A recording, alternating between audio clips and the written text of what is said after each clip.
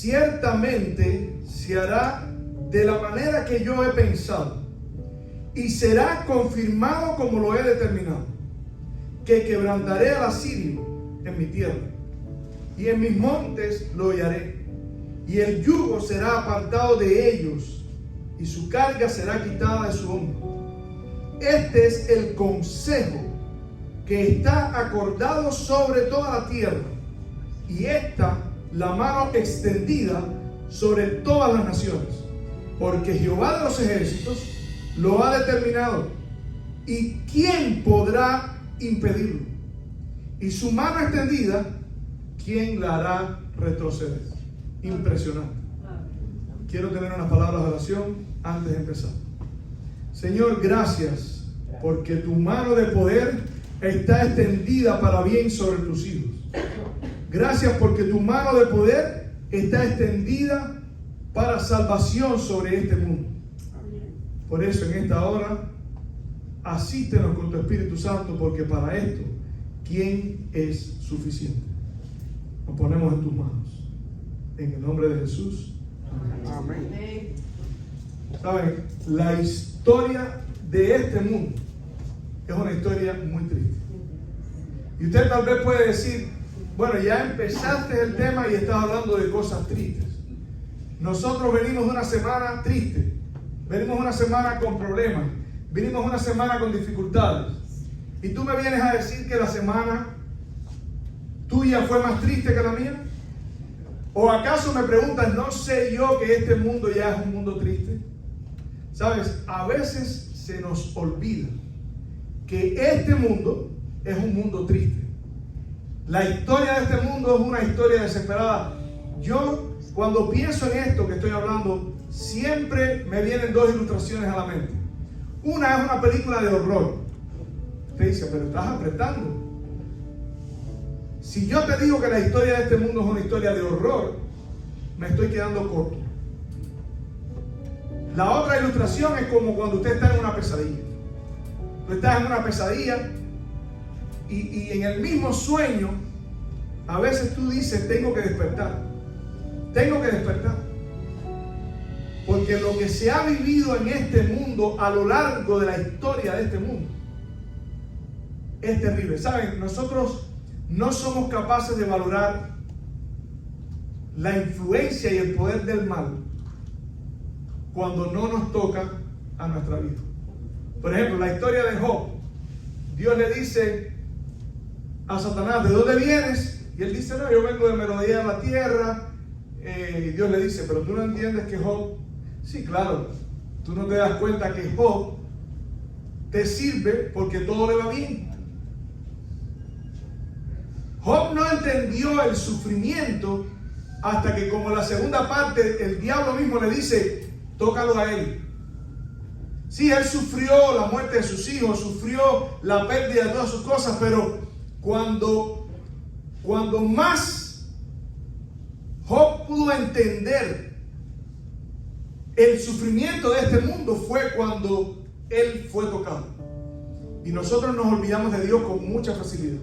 Nosotros nos olvidamos las cosas malas. Yo conozco mucha gente que sale de sus países y cuando llega aquí dice, bueno, pero en mi país no era tan malo. ¿Cómo fue que llegaste aquí? ¿Por qué estás aquí? Y a veces nosotros nos olvidamos de quiénes éramos antes de que aceptáramos a Cristo en nuestra vida. Antes de que Dios llegara a tu vida. Hay una canción de Jesús Adrián Romero que dice, ¿qué sería de mí si yo no te hubiera aceptado? ¿Qué sería de mí si yo no te hubiera encontrado? ¿Dónde estaría hoy?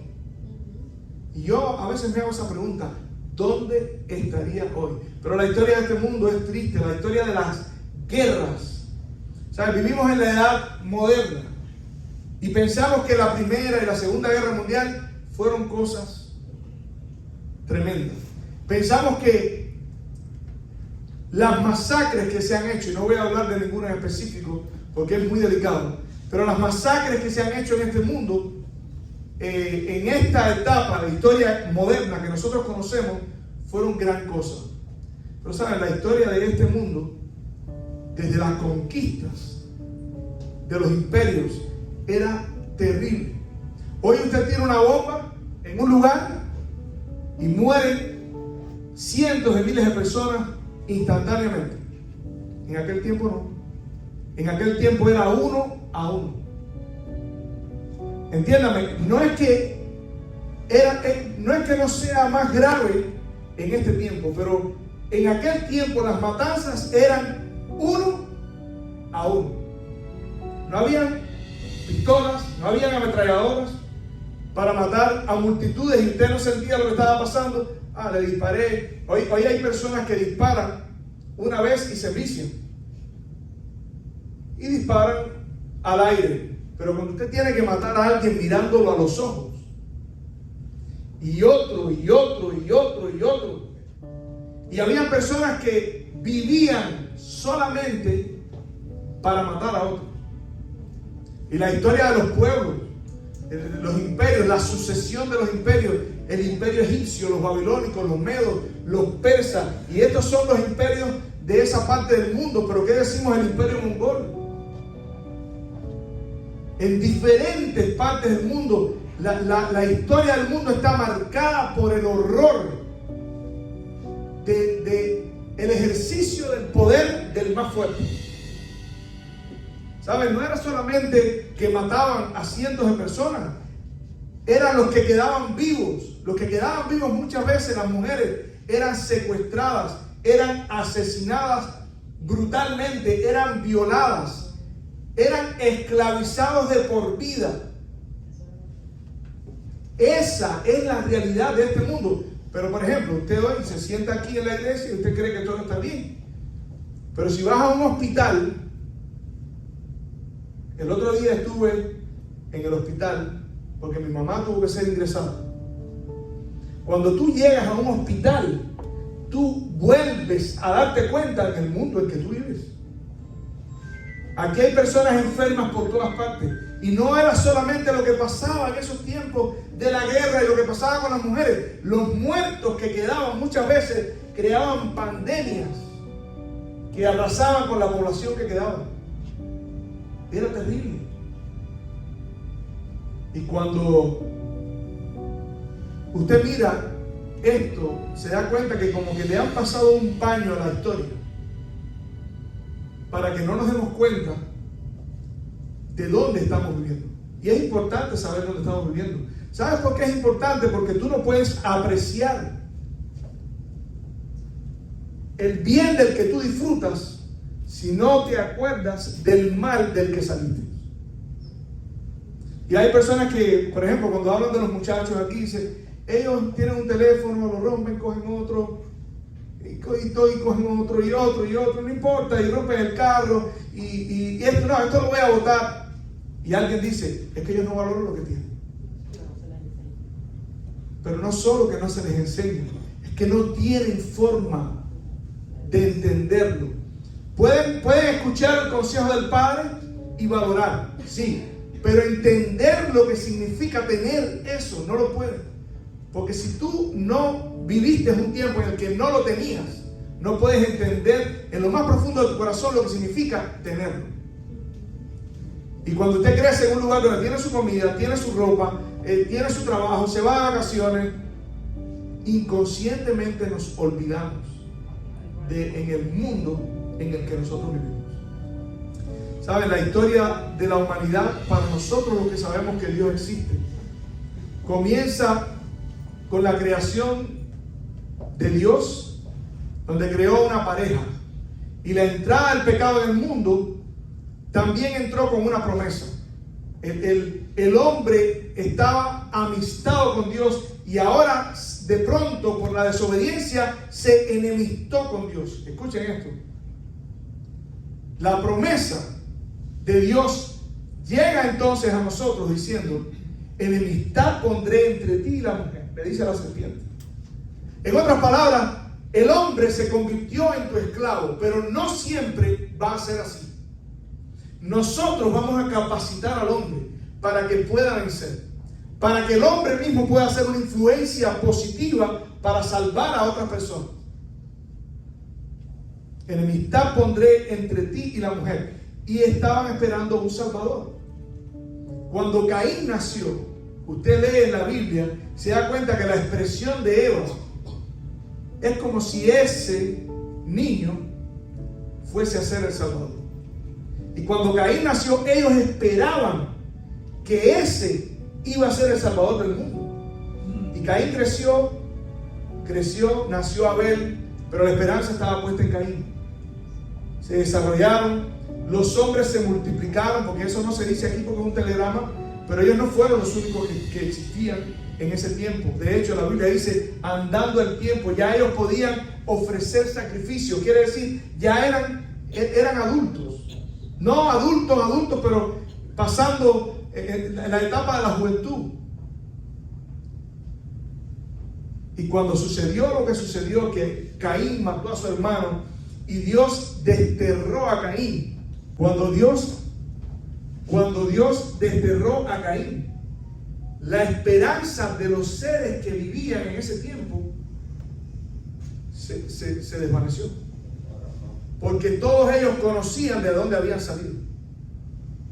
Ellos conocían la historia del pecado, conocían la historia del Edén, porque tenían el testimonio del Edén. Ellos adoraban frente al Edén. Y entonces, cuando las esperanzas más estaban perdidas, la Biblia dice que Adán conoció a su mujer y nació Set. Y de Set nació un jovencito que se llamó Enos. ¿Saben? Este es el centro del tema que yo te quiero presentar. En un mundo lleno de oscuridad y sin esperanza, nació un hombre que tuvo el valor de ponerse de parte de Dios, de no dejarse arrastrar por la corriente, tuvo el valor de vivir para Dios, aunque las personas que lo rodeaban habían perdido la esperanza. Aunque las personas que lo rodeaban ya pensaban que era por gusto servir a Dios, que la esperanza se había perdido. Y la Biblia dice, y los hombres comenzaron nuevamente a invocar el nombre de Dios. Amén. Amén. ¿Cómo puede ser, cómo pudo haber sido la vida de este hombre? Que en una generación perversa fue, como dice la Biblia, como un luminar. Y empezó a influenciar a los demás. Y los hombres comenzaron a invocar nuevamente el nombre de Dios. La esperanza renació. Quiere decir, cuando tú eres fiel a Dios, tú no eres solamente fiel a Dios por ti. Dios quiere a través de ti sembrar nuevamente la esperanza en otra persona. Es por eso que a veces nosotros somos tan, perdone la palabra, pero somos tan egoístas. Cuando pensamos en ser fieles a Dios, pensamos en nosotros. Sí, pero Dios me prohíbe. Sí, pero Dios me pide. Querido amigo, Dios está tratando de iluminar el mundo a través de ti. Ubícate en el mundo en el que tú vives. Tú vives en un mundo que está a punto de ser destruido. Y la mayor parte de las personas están condenadas a desaparecer. Y Dios te está llamando a ser un luminar en este mundo, como Enos. En otro momento, cuando la esperanza parecía que estaba perdida, que los hombres no querían de nuevo no saber de Dios, apareció un hombre que se llamaba Enoc. Y dice la Biblia que Enoc caminó con Dios. Este hombre estuvo dispuesto a ponerse de parte de Dios. Está hablando de Elías, pero está hablando de Enoc también. Y Enoc dice que amonestó a su generación. Y ahí usted puede ver en la Biblia lo que Enoc decía. La esperanza de la segunda venida de Cristo era la predicación de Enoc. En otro tiempo, cuando la Biblia dice que los designios del pensamiento del corazón del hombre eran de continuo al mal, se levantó otro hombre justo en sus generaciones que se llamaba Noé. Y Noé, déjenme decirle, voy a abrir un paréntesis aquí. Noé, nadie sabe el impacto. No podemos entender el impacto de lo que pasó con Noé hasta que no lleguemos al cielo. Pero yo te voy a, en este paréntesis te voy a explicar de forma sencilla lo que representaba que Noé aceptase el llamado de Dios. Para Dios traer al Mesías necesitaba un pueblo. Un pueblo que educase a ese Mesías. Un pueblo que le enseñase el camino, porque era un niño literal. Un pueblo que fuera depositario de los principios de Dios, de la palabra de Dios. Por eso Dios escogió al pueblo de Israel. Pero en ese tiempo nadie quería saber de Dios. Todos los pensamientos del corazón del hombre eran de continuo al mal. ¿Saben lo que eso significa? Que si Dios no se apura, la promesa que Dios le hizo a Adán no la hubiese podido cumplir. La promesa que Dios le había hecho a Enoc no la hubiese podido cumplir. Y la Biblia dice que Dios se llevó a Enoc. ¿Sabe lo que eso significa? Que Enoc está en el cielo. Si Cristo no viene a nacer, si Cristo no viene a morir por nosotros, hubiese tenido que regresar para la destrucción. La Biblia dice que 8 personas fueron salvadas por agua. Ellos no fueron salvados del agua, ellos fueron salvados de esa generación. Dios tuvo que acortar el tiempo. Por eso es que Jesús dice, si en aquellos días, que por cierto Él también dice, será como los días de Noé. Si aquellos días no fuesen acortados, nadie sería salvo. En otras palabras, cuando usted estudia la vida de Noé, usted se da cuenta que en la familia de Noé ya estaba entrando ese cáncer. Uno de sus hijos fue el padre de todos los cananeos. Noé mismo, tiempo después, porque ya la planta había crecido, ya había dado fruto, ya tuvo las condiciones para hacer vino, se emborrachó. Si Dios no manda el diluvio, pero si Noé no acepta el plan de Dios y Dios puede mandar el diluvio, nadie sería salvo. Eso es lo que Jesús dice. Si no se acortan esos días, nadie sería salvo. Y nosotros ubicamos eso en el tiempo del fin solamente. Nadie sería salvo. No, lo que está diciendo es que si en otro tiempo Dios no llega a hacer lo que hizo y no pasa lo que pasó con el diluvio, nadie sería salvo. Cuando el pueblo de Israel fue cautivo, Dios levantó a un Moisés.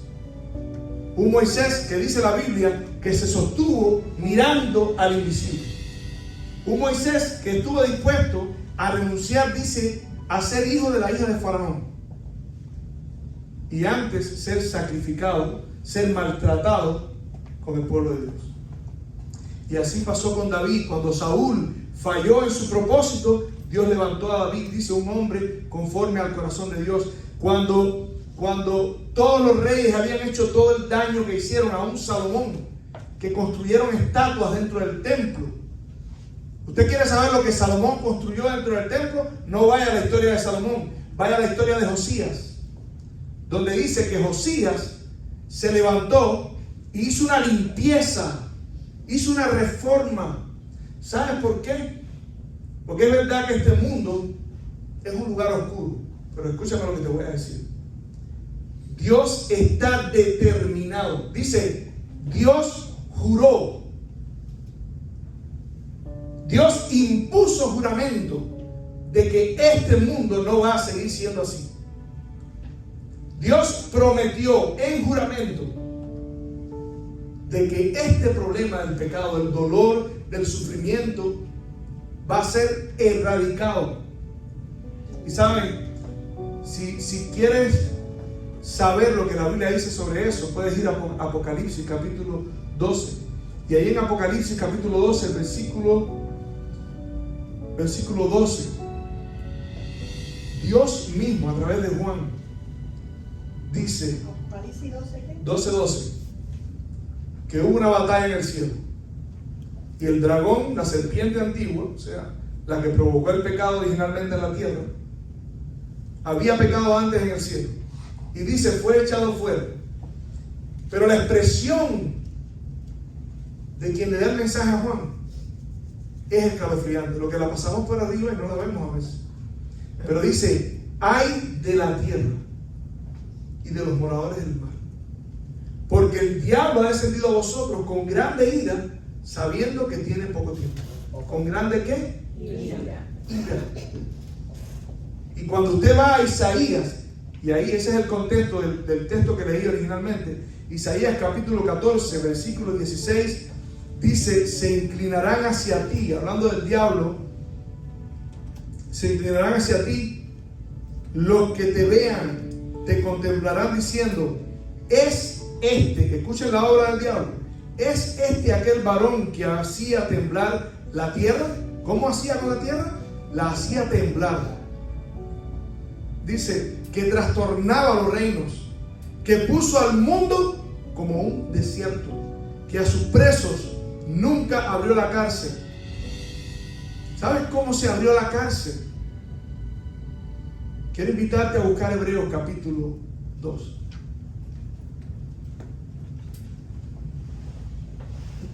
Hebreos capítulo 2, el versículo 14.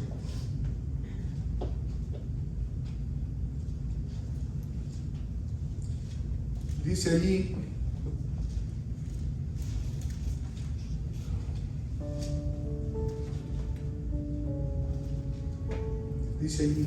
así que por cuanto los hijos participaron de carne y sangre, él también participó de lo mismo, para destruir por medio de la muerte al que tenía, ¿qué cosa? El imperio de la muerte. ¿Esto es a quién? Al diablo. ¿Viste cómo la Biblia le llama? El imperio. Era un imperio de muerte. Señores, piensen en las escenas que se vivieron en este mundo. Nosotros ahora tenemos libertades, tenemos leyes que nos protegen. En ese tiempo no existía eso. Usted iba por el camino y alguien le quitaba lo que tenía y lo mataba. Bueno, hoy de vez en cuando pasa eso. Pero bueno, en los lugares más complicados, para no mencionar lugares específicos. Pero eso era general. No había seguridad en ningún lugar. 4000 años después, dice la Biblia que cuando llegó el tiempo, en el momento, uno de los momentos más difíciles de la historia de la humanidad, cuando el Imperio Romano hacía y deshacía. Era terrible, era un imperio que la Biblia describe como una bestia espantosa y terrible. Así dice, una bestia espantosa y terrible, dice, diferente a todas las demás. De hecho, fue la más larga. La Biblia describe la duración de este imperio. Habla de los 4 imperios, uno representado en la cabeza, otro representado en el pecho y los brazos, otro representado en el vientre y los muslos, y el Imperio Romano fue el más largo. Representa todos los pies y aún los dedos de los pies, porque todavía se extiende hasta nuestros días. Dice que tenía dientes de hierro. Y en ese tiempo, dice la Biblia, nació el Salvador del mundo. Nació Jesús. Para quebrantar, dice, el yugo de hierro. Para levantar el yugo, el peso que había sobre la raza. Dice aquí en Hebreos: y librar a todos los que por el temor de esa muerte estaban durante toda la vida sujetos a servidumbre, porque ciertamente no socorrió a los ángeles, sino que socorrió a la descendencia de Abraham, por lo cual debía ser en todo semejante a sus hermanos, para venir a ser misericordioso y fiel sumo sacerdote en lo que a Dios se refiere, para expiar los pecados del pueblo. Y en Colosenses dice que Jesús expuso públicamente al diablo y a las potestades. Los venció, los exhibió públicamente, los venció, los derrotó, muriendo en una cruz, porque dice: y vosotros matasteis al autor de la vida, muriendo en una cruz. Qué curioso, ¿verdad? Porque Jesús entra en este mundo, nunca tuvo un ejército, nunca escribió un libro, no mandó a hacer canciones. Sin embargo, la Biblia dice que entró y hizo una división en la historia, antes de él y después de él. Dígame si esta no es la persona más impresionante que haya existido alguna vez en este mundo. ¿Y sabes para qué Jesús hizo eso? Para librarte del temor de la muerte, para librarte de la historia de este mundo, para que sepas que hay una esperanza y que cuando Jesús venga por segunda vez no habrá ni muerte, ni sufrimiento, ni clamor, ni dolor. Ya no te van a doler más los pies. La diabetes no te va a afectar más. La hipertensión, se dice así, ¿verdad? No vas a tener más problemas con eso. Si alguien tiene epilepsia, es triste ver a una persona epiléptica cómo pierde totalmente el control y literalmente se deforma. Esa es la obra del imperio de la muerte en este mundo. Pero yo te quiero decir, eso pronto está para terminar. Y fíjate, yo no sé si tú lo crees o no. No depende de que tú lo creas. Jesús va a venir si tú lo crees, pero si no lo crees, también va a venir. Y esa es la esperanza que me sostiene. Y no es una esperanza ciega. Y en otro momento podría decirles por qué no es una esperanza ciega. Ahora mi pregunta para ti es: si en las otras generaciones hubieron hombres que se levantaron y fueron una luz para otras personas, yo te quiero preguntar, ¿dónde están los hombres de hoy? ¿Será que esa tarea es para personas específicas? ¿Será que esa tarea es para personas más capacitadas o personas más jóvenes? ¿Será que si tienes más de 45, 50 años, tú estás libre de esa responsabilidad? ¿Será que Dios no te está llamando a ti a cumplir un rol como el de esas personas? Porque yo te digo, aquí adentro parecemos muchos, pero cuando usted sale a la calle, cada cual toma su camino. Y usted tiene un área de influencia que Dios le dio a usted. Y en esa área de influencia estás solo. Y puede ser que aún dentro de la iglesia estés solo. Pero sabes, Dios te ha llamado a ti a ser como Enós. Y tú dices, ¿dónde dice eso en la Biblia? ¿De qué forma tú puedes aplicarme a mí eso? Quiero leer primero la condición del mundo antes de que Cristo venga por segunda vez. A ver si no es tan terrible o peor, porque la Biblia dice como los dolores a la mujer encinta. ¿Cómo son los dolores a la mujer encinta? Empieza con unos malestares, con un dolor, y va en aumento, y en aumento, y en aumento. Así dice la Biblia que será el tiempo del fin. Como los dolores a la mujer encinta, cada vez peor, cada vez peor. Y Pablo le dice a Timoteo, tienes que saber esto, que en los postreros días vendrán tiempos peligrosos. ¿Por qué? Porque vendrán hombres amadores de sí mismos, intemperantes, avaros, vanagloriosos, desobedientes a los padres, ingratos, sin afecto natural. Pero lo peor es que tienen apariencia de piedad. Y si usted no quiere estar dentro de esa generación que tiene apariencia de piedad, sino que quiere hacer una diferencia, ahí mismo Pablo dice, si quieres vivir de esa forma, vas a sufrir persecución. Porque te vas a convertir en conciencia para esa generación. Te vas a convertir en luz. Y la Biblia, en el Evangelio según San Juan, Jesús dice, el que es hijo de luz, viene a la luz para que sus obras sean manifiestas. Pero el que no, dice, no quiere venir a esa luz, porque no quiere que sus obras sean manifiestas en Dios. ¿Sabes lo que eso significa? Que cuando tú alumbres, siempre vas a tener a alguien que va a tratar de apagarte la energía. Siempre vas a tener a alguien que te va a estar tratando de apagar el entusiasmo. Ay, hijo, pero no seas tan extremista. Ay, hijo, pero no seas tan fanático. Yo te pregunto, en una generación que no quiere saber de Dios, ¿qué cosa es un fanático de Dios? Probablemente el que quiere vivir como Dios dice. Por eso no te desanimes, no te deprimas. Si el mundo es un lugar donde ya tú no cabes.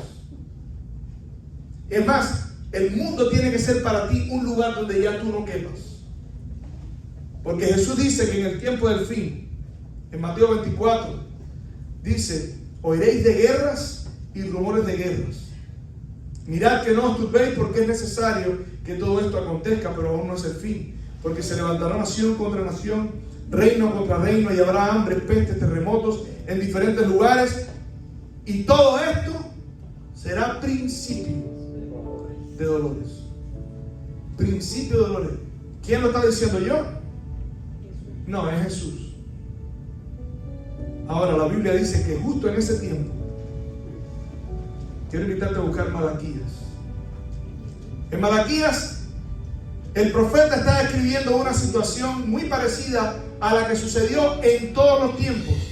David un día le preguntó a Dios: Señor, ¿por qué los malos prosperan y a mí me va mal? ¿Por qué los malos le va bien? Dice, sus toros no fallan. Job dice, sus toros no fallan. A Job y a David le pasaba lo mismo. Los impíos prosperan y a mí me va mal. Y Dios le dice, ¿y a ti qué te importa? Igual que Pedro cuando preguntó el Señor, y Juan, yo voy a morir crucificado, y Jesús dice, a ti no te importa. Pero ahora el pueblo en Malaquías dice aquí el profeta: vuestras palabras, capítulo 3, versículo 13, vuestras palabras contra mí han sido violentas, dice Jehová, y dijisteis, ¿qué hemos hablado contra ti? Habéis dicho, por demás es servir a Dios. ¿Qué aprovecha que guardemos su ley? ¿Y que para qué sirve que andemos afligidos en presencia de Jehová de los ejércitos? Es más, decimos ahora, bienaventurados son los soberbios y los que hacen impiedad. No solo son prosperados, sino que tentaron a Dios y escaparon. Entonces los que temían a Jehová hablaron cada uno a su compañero, y escuchen lo que Dios hizo. Y Jehová escuchó y oyó, y fue escrito libro de memorias delante de él para los que le temen, para los que temen a Jehová y para los que piensan en su nombre. Puede ser que tú has llegado en tu vida a pensar, ¿de qué me sirve ser fiel a Dios? ¿De qué me sirve ser un luminario en el mundo si lo único, como el profeta Jeremías dice, lo único que recibo es golpes, humillaciones? Es más, el profeta Jeremías llegó un momento en que dijo, no hablaré más en tu nombre. No voy a hablar más en tu nombre. En Lamentaciones, cuando usted va a Lamentaciones, el capítulo 3, dice, Dios fue como un oso contra mí. Cerró el cielo, no me escucha. Porque lo que Jeremías estaba experimentando era terrible. ¿Quién quería ser un profeta? Hoy en día usted ve muchos profetas. Hoy en día usted ve muchos predicadores. Pero ¿sabe cuál es una de las mayores señales de un predicador? Cuando tiene que sufrir por el nombre de Cristo. Porque todo el que quiera vivir piadosamente sufrirá persecución. Y Jesús dijo, bienaventurados vosotros cuando les hagan toda clase de mal contra vosotros mintiendo. Cuando hablen toda clase de mal contra vosotros mintiendo. Porque así hicieron con los profetas. Cada vez que usted ve un movimiento de esos, y yo no estoy diciendo que sea la regla, pero cada vez que usted ve multitudes corriendo en una dirección, preocúpese. Porque el testimonio de las Escrituras dice que cuando los hombres de Dios hablaban, su testimonio no era un testimonio que la mayoría querían escuchar. Pero sin embargo, ese testimonio es el testimonio, dice la Biblia, ellos le han vencido por medio de la sangre del Cordero y el testimonio. Su testimonio, la vida que tú vives, es lo que va a vencer al diablo. Porque la vida que tú vives, si la vives como Dios pide en su palabra, es una vida que tiene que tener al Hijo. Por eso el diablo persigue a la mujer de Apocalipsis, porque tenía al Hijo. Por eso la otra mujer del Apocalipsis, que está vestida como una ramera, no es perseguida, por el contrario, persigue, porque no tiene al Hijo. ¿Sí se entiende la comparación que estoy haciendo? En Apocalipsis hay una mujer que dice que estaba para dar a luz. Esa mujer es la iglesia. Y el diablo perseguía a la mujer. Y cuando no pudo con la mujer, se fue a hacer guerra contra la descendencia de ella. Pero por eso, en este mundo, si te cuesta trabajo vivir para Dios, si tienes problemas por seguir a Cristo, si tienes problemas por guardar los mandamientos de Dios, si tienes problemas por ser fiel a Dios, yo te quiero decir, la palabra de Dios dice, aquí en su palabra dice, y serán para mí especial tesoro. Hay un libro, escúchame, que se llama el libro de las memorias, donde están escritas todas aquellas decisiones que tú tomaste en secreto. Todas aquellas decisiones que nadie vio. Todas aquellas oportunidades que tuviste de pecar y no lo hiciste. Las oportunidades que clamaste a Dios en secreto, con lágrimas, suplicando el poder de Dios para poder vencer, y venciste. Ahí está escrito, y en el juicio va a ser uno de los argumentos en tu favor. Uno de los argumentos que el abogado va a presentar en tu favor. Y no solo dice, serán para mí especial tesoro. Dice, y serán para mí especial tesoro, ha dicho Jehová de los ejércitos, en el día, escuchen en qué día, en el que yo actúe y los perdonaré, como el hombre que perdona a su hijo que le sirve. Entonces, escuchen, os volveréis y discerniréis la diferencia entre el justo y el malo, entre el que sirve a Dios y el que no le sirve. Y para cerrar el tema, Malaquías te hace un llamado. Dice, acordaos de la ley de Moisés, mi siervo. Acuérdate de la ley de Moisés. Dios te ha llamado a ser fiel. Dios te ha llamado a dar testimonio de estas cosas. Sé fiel hasta la muerte, dice la Biblia, y yo te daré la corona de la vida. Acordados de la ley de mi siervo Moisés, al cual encargué en Horeb enseñanzas y leyes para todo Israel. Y ahora escuchen lo que dice. He aquí yo envío al profeta Elías. Él hará volver el corazón de los padres a los hijos y de los hijos a los padres. ¿Quién es ese Elías? Un hombre que se levanta en una generación que no quiere saber de Dios.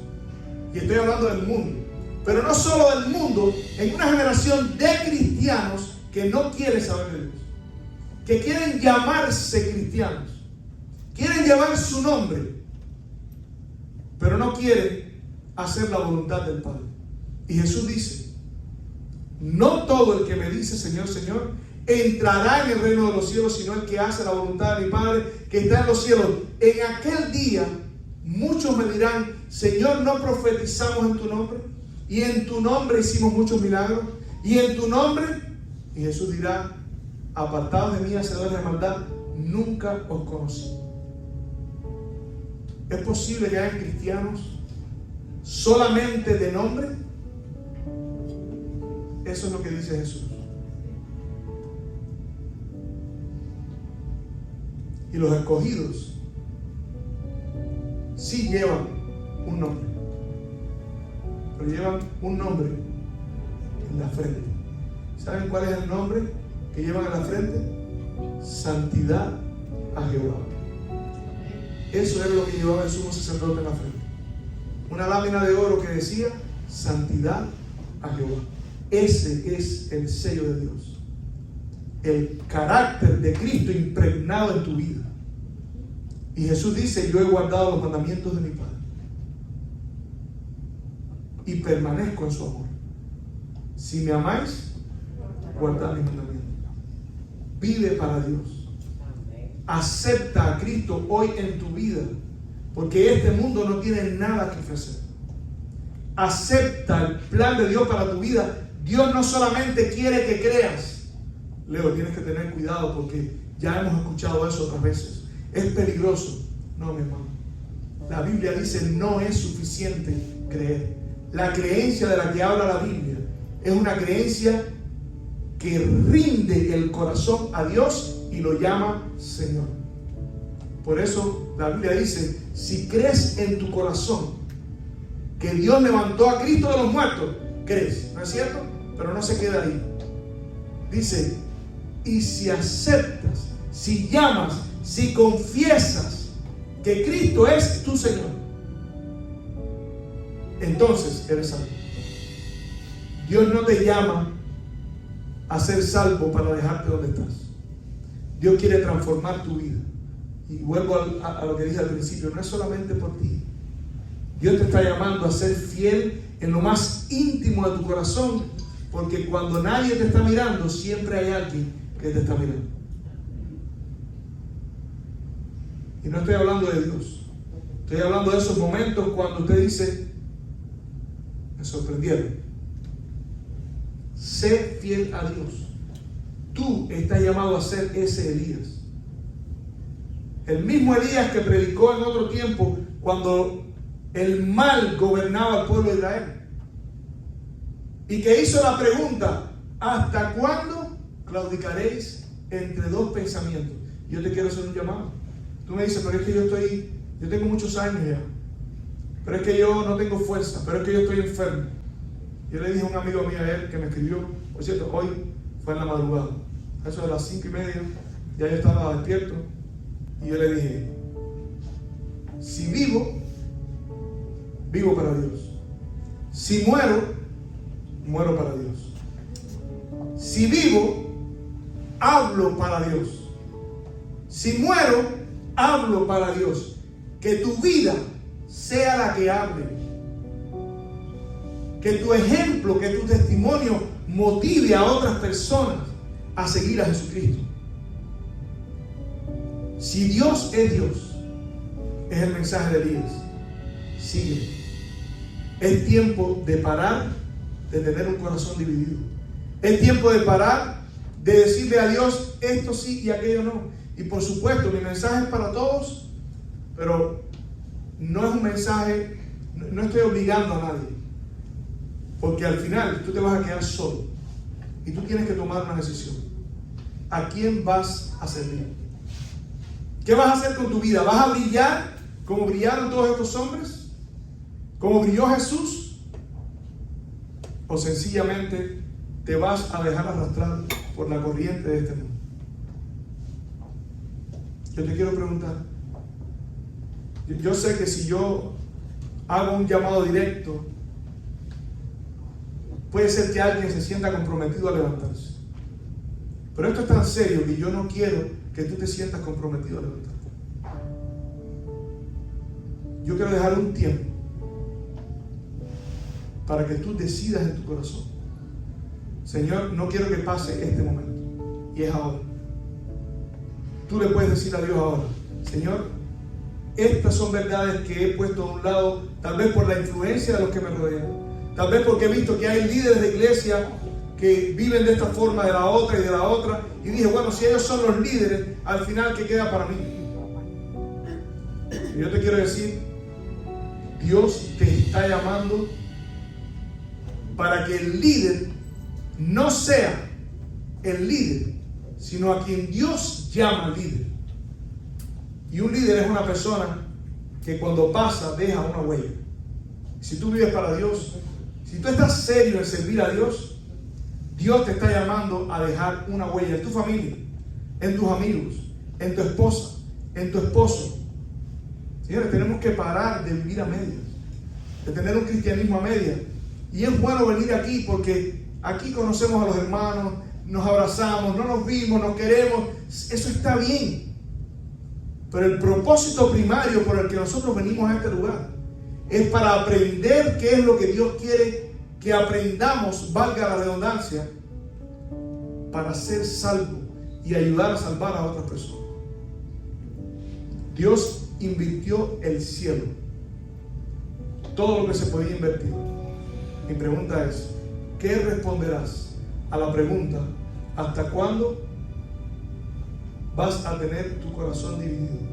Tú sabes de lo que yo estoy hablando. Tú sabes. Nadie sabe. Y como nadie se levantó, puedo decir, tú sabes. En tu corazón. No es porque yo sepa, pero el Espíritu Santo sabe. El Espíritu te conoce. Y el Espíritu Santo está hablando ahora en tu corazón. Hoy es el día aceptado. Hoy es el día de salvación. No tenemos nada comprado en este mundo. No importa las responsabilidades que tengamos. No importa el título que tengamos. Hoy es el día aceptado. Quiero invitarte a poner el pie para orar.